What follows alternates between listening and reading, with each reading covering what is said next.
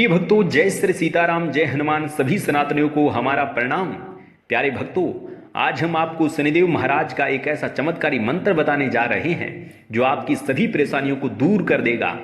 शनिदेव जब नाराज होते हैं तो जीवन परेशानियों से भर देते हैं। शनि तन धन मन की हानि करवाते हैं। इसलिए प्रिय भक्तों, शनिदेव जी महाराज को प्रसन्न करना बहुत ही जरूरी है।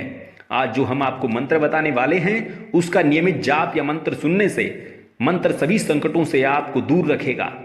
अगर शनिवार के दिन इस मंत्र का जाप सुनते हैं तो शनिदेव बहुत प्रसन्न होते हैं। शनि की छाया, शनि की दृष्टि और साढ़े साती या ढैया से आप परेशान हैं तो ये मंत्र आपके लिए वरदान है। तो प्रिय भक्तों, आइए शनिदेव जी की कृपा पाने के लिए इस दिव्य प्रभावशाली मंत्र का जाप सुन लेते हैं।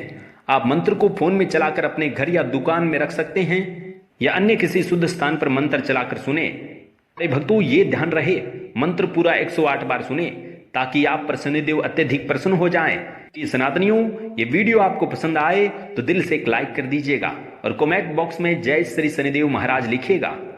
इसी प्रकार के मंत्रों का जाप सुनने के लिए आप हमारे चैनल को सब्सक्राइब कीजिएगा। तो चलिए प्रिय भक्तों, मंत्र जाप सुनते हैं, भगवान शनिदेव की कृपा प्राप्त करते हैं।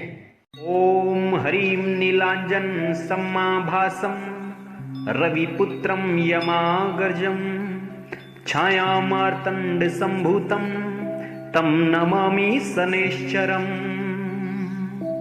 ओम हरिं नीलांजन सम्माभासं रविपुत्रं यमागर्जं छायामार्तंड संभूतं तं नमामि शनैश्चरम्। ओम हरिं नीलांजन सम्माभासं रविपुत्रं यमागर्जं छायामार्तंड संभूतं तं नमामि शनैश्चरम्। ओम हरिं नीलांजन सम्माभासं रविपुत्रं यमागर्जं छायामार्तंड संभूतं तं नमामि शनैश्चरम्। ओम हरिं नीलांजन सम्माभासं रविपुत्रं यमागर्जं छायामार्तंड संभूतं तं नमामि शनैश्चरम्। ओम हरिं नीलांजन सम्माभासं रविपुत्रं यमागर्जं छायामार्तंड संभूतं तं नमामि शनैश्चरम्। ओम हरिं नीलांजन सम्माभासं रविपुत्रं यमागर्जं छायामार्तंड संभूतं तं नमामि शनैश्चरम्। ओम हरिं नीलांजन सम्माभासं रविपुत्रं यमागर्जं छायामार्तंड संभूतं तं नमामि शनैश्चरम्। ओम हरिं नीलांजन सम्माभासं रविपुत्रं यमागर्जं छायामार्तंड संभूतं तं नमामि शनैश्चरम्। ओम हरिं नीलांजन सम्माभासं रविपुत्रं यमागर्जं छायामार्तंड संभूतं तं नमामि शनैश्चरम्। ओम हरिं नीलांजन सम्माभासं रविपुत्रं यमागर्जं छायामार्तंड संभूतं तं नमामि शनैश्चरम्। ओम हरिं नीलांजन सम्माभासं रविपुत्रं यमागर्जं छायामार्तंड संभूतं तं नमामि शनैश्चरम्।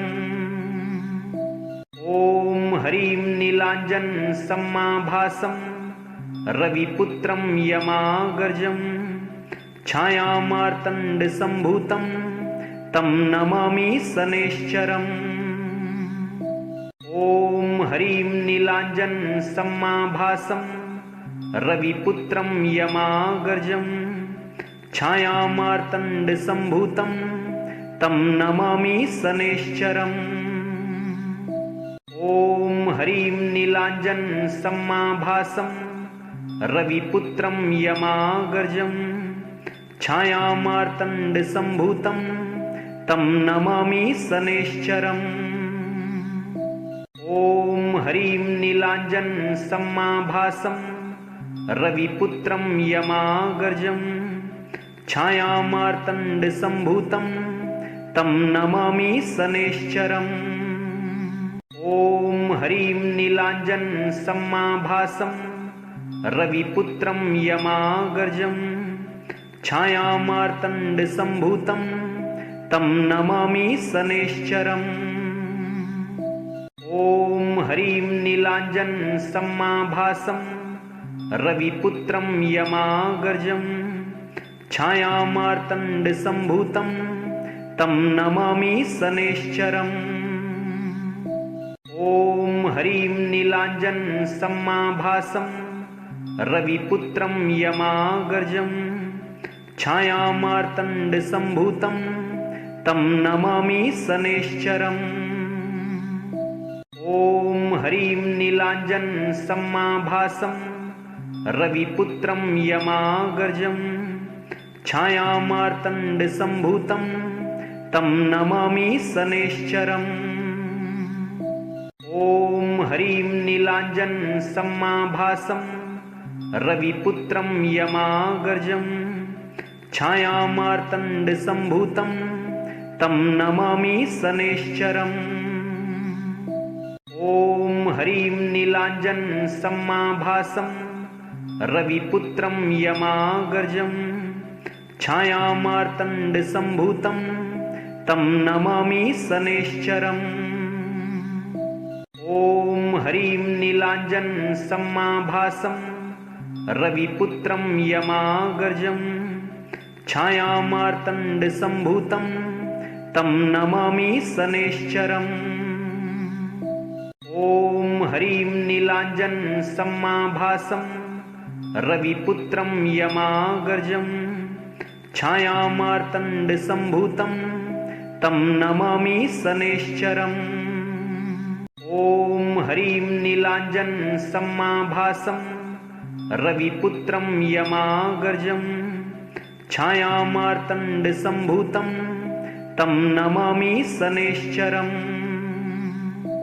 ॐ हरिं नीलाञ्जनसमाभासं रविपुत्रं यमागर्जं छायामार्तण्डसम्भूतं तं नमामि शनैश्चरम्।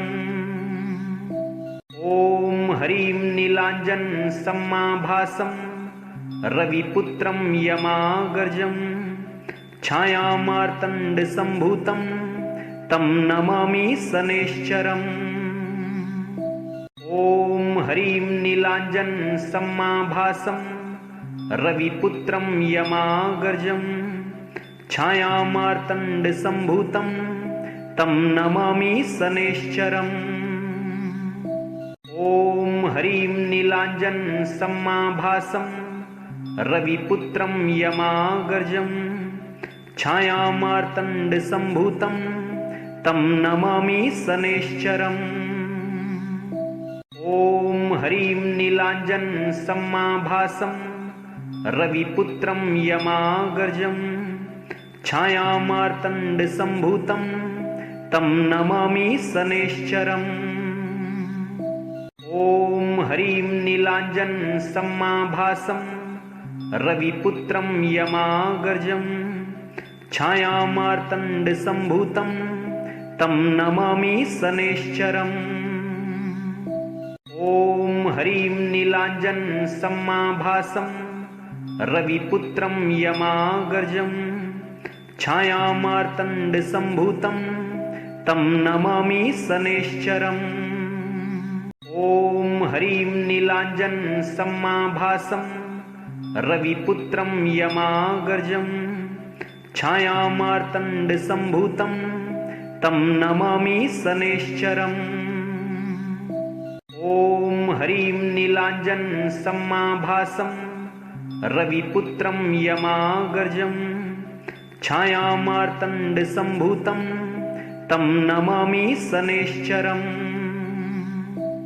ॐ हरिं नीलाञ्जनसमाभासं रविपुत्रं यमागर्जं छायामार्तण्डसम्भूतं तं नमामि शनैश्चरम्।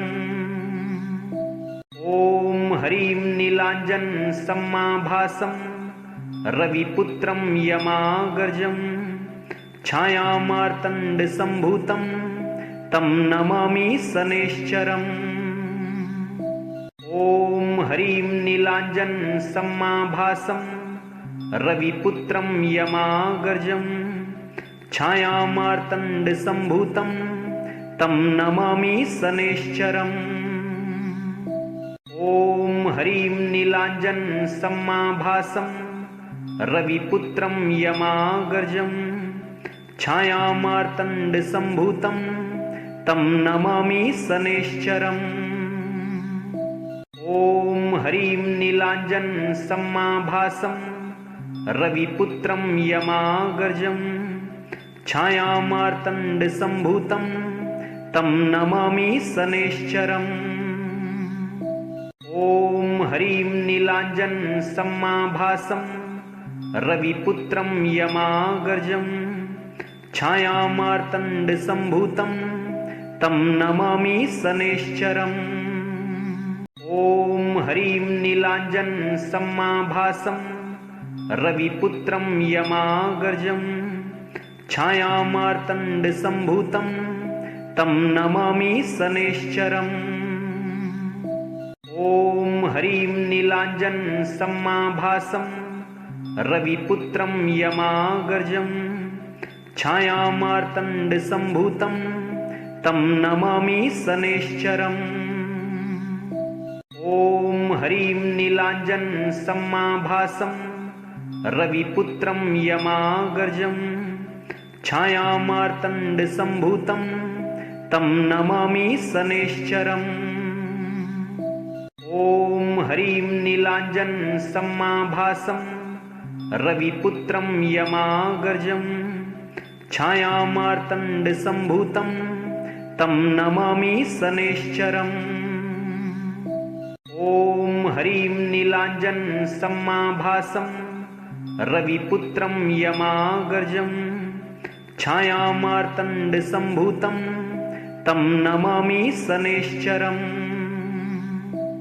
ॐ हरिं नीलाञ्जनसमाभासं रविपुत्रं यमागर्जं छायामार्तण्डसम्भूतं तं नमामि शनैश्चरम्।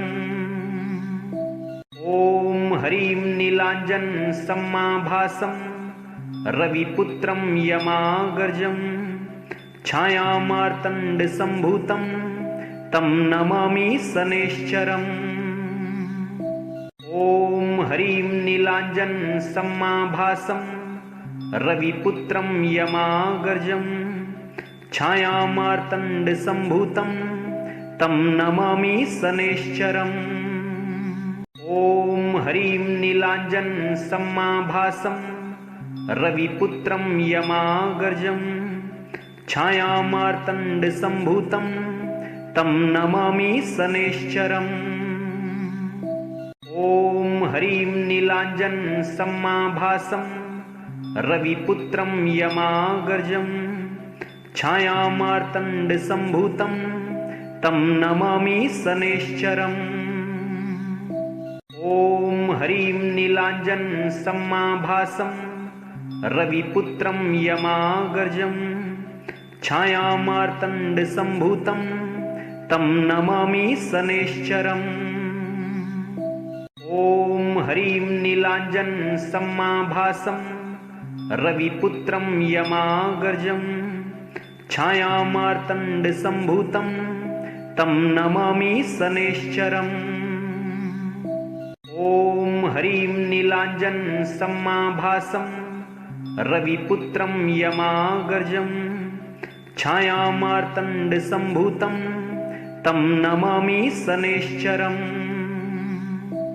ॐ हरिं नीलाञ्जनसमाभासं रविपुत्रं यमागर्जं छायामार्तण्डसम्भूतं तं नमामि शनैश्चरम्। ॐ हरिं नीलाञ्जनसमाभासं रविपुत्रं यमागर्जं छायामार्तण्डसम्भूतं तं नमामि शनैश्चरम्। ॐ हरिं नीलाञ्जनसमाभासं रविपुत्रं यमागर्जं छायामार्तण्डसम्भूतं तं नमामि शनैश्चरम्। ॐ हरिं नीलाञ्जनसमाभासं रविपुत्रं यमागर्जं छायामार्तण्डसम्भूतं तं नमामि शनैश्चरम्। ॐ हरिं नीलाञ्जनसमाभासं रविपुत्रं यमागर्जं छायामार्तण्डसम्भूतं तं नमामि शनैश्चरम्। ॐ हरिं नीलाञ्जनसमाभासं रविपुत्रं यमागर्जं छायामार्तण्डसम्भूतं तं नमामि शनैश्चरम्। ॐ हरिं नीलाञ्जनसमाभासं रविपुत्रं यमागर्जं छायामार्तण्डसम्भूतं तं नमामि शनैश्चरम्। ॐ हरिं नीलाञ्जनसमाभासं रविपुत्रं यमागर्जं छायामार्तण्डसम्भूतं तं नमामि शनैश्चरम्। ॐ हरिं नीलाञ्जनसमाभासं रविपुत्रं यमागर्जं छायामार्तण्डसम्भूतं तं नमामि शनैश्चरम्। ॐ हरिं नीलाञ्जनसमाभासं रविपुत्रं यमागर्जं छायामार्तण्डसम्भूतं तं नमामि शनैश्चरम्। ॐ हरिं नीलाञ्जनसमाभासं रविपुत्रं यमागर्जं छायामार्तण्डसम्भूतं तं नमामि शनैश्चरम्। ॐ हरिं नीलाञ्जनसमाभासं रविपुत्रं यमागर्जं छायामार्तण्डसम्भूतं तं नमामि शनैश्चरम्। ॐ हरिं नीलाञ्जनसमाभासं रविपुत्रं यमागर्जं छायामार्तण्डसम्भूतं तं नमामि शनैश्चरम्। ॐ हरिं नीलाञ्जनसमाभासं रविपुत्रं यमागर्जं छायामार्तण्डसम्भूतं तं नमामि शनैश्चरम्। ॐ हरिं नीलाञ्जनसमाभासं रविपुत्रं यमागर्जं छायामार्तण्डसम्भूतं तं नमामि शनैश्चरम्। ॐ हरिं नीलाञ्जनसमाभासं रविपुत्रं यमागर्जं छायामार्तण्डसम्भूतं तं नमामि शनैश्चरम्। ॐ हरिं नीलाञ्जनसमाभासं रविपुत्रं यमागर्जं छायामार्तण्डसम्भूतं तं नमामि शनैश्चरम्। ॐ हरिं नीलाञ्जनसमाभासं रविपुत्रं यमागर्जं छायामार्तण्डसम्भूतं तं नमामि शनैश्चरम्। ॐ हरिं नीलाञ्जनसमाभासं रविपुत्रं यमागर्जं छायामार्तण्डसम्भूतं तं नमामि शनैश्चरम्। ॐ हरिं नीलाञ्जनसमाभासं रविपुत्रं यमागर्जं छायामार्तण्डसम्भूतं तं नमामि शनैश्चरम्। ॐ हरिं नीलाञ्जनसमाभासं रविपुत्रं यमागर्जं छायामार्तण्डसम्भूतं तं नमामि शनैश्चरम्। ॐ हरिं नीलाञ्जनसमाभासं रविपुत्रं यमागर्जं छायामार्तण्डसम्भूतं तं नमामि शनैश्चरम्। ॐ हरीं नीलाञ्जनसमाभासं रविपुत्रं यमागर्जं छायामार्तण्डसम्भूतं तं नमामि शनैश्चरम्। ॐ हरीं नीलाञ्जनसमाभासं रविपुत्रं यमागर्जं छायामार्तण्डसम्भूतं तं नमामि शनैश्चरम्। ॐ हरीं नीलाञ्जनसमाभासं रविपुत्रं यमागर्जं छायामार्तण्डसम्भूतं तं नमामि शनैश्चरम्। ॐ हरीं नीलाञ्जनसमाभासं रविपुत्रं यमागर्जं छायामार्तण्डसम्भूतं तं नमामि शनैश्चरम्। ॐ हरीं नीलाञ्जनसमाभासं रविपुत्रं यमागर्जं छायामार्तण्डसम्भूतं तं नमामि शनैश्चरम्।